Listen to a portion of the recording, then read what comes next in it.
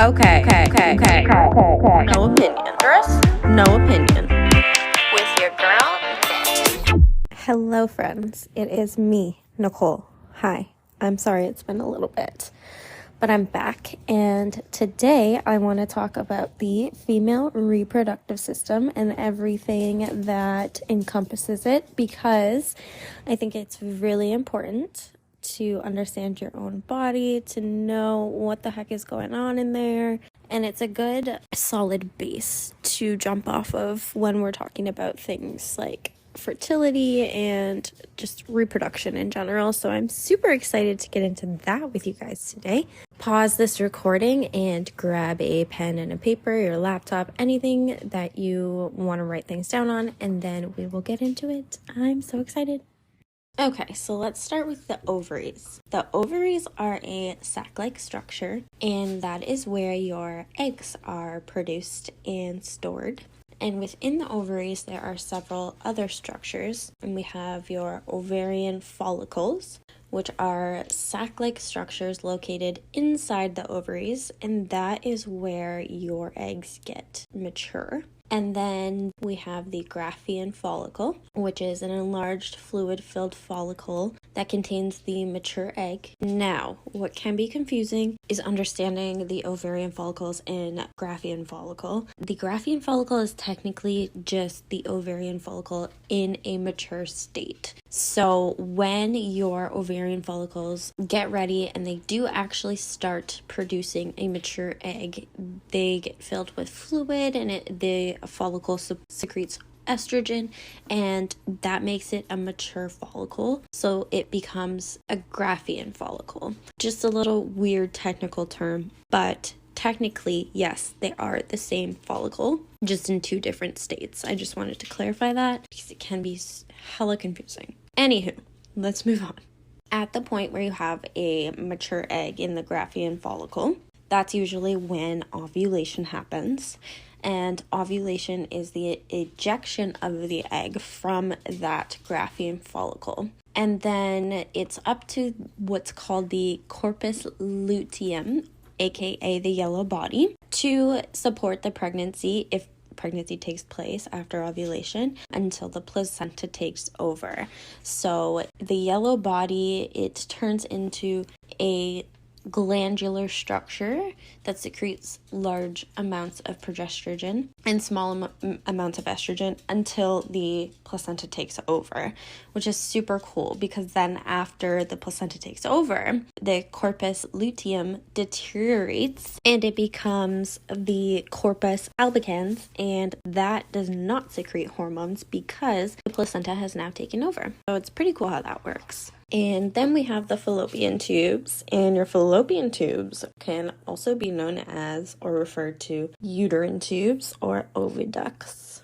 Weird word, but whatever. They are about 4 inches long, located above each ovary, and your fallopian tubes is where the egg travels before it reaches the uterus and implants in the uterus. The fallopian tubes are also often the site of fertilization. So what that means is that the egg and the sperm typically meet up in the fallopian tube and become an embryo, and that embryo then travels the rest of the way through the fallopian tube into the uterus and implants into the uterus. Now, side note, because of the way that this works, as in the egg and the sperm meet in the fallopian tube typically and create an embryo from there, rarely does this thing happen called a tubal pregnancy. And what that is an emergency situation. In the rare case it does happen, but basically the egg and the sperm meet in the fallopian tube, everything happens as normal, they create an embryo, but that embryo never makes it to the uterus, and so it starts to develop in the fallopian tube. And obviously that's an emergency because it can burst the fallopian tube, and then there's concern with internal bleeding. So if you ever hear of a tubal pregnancy,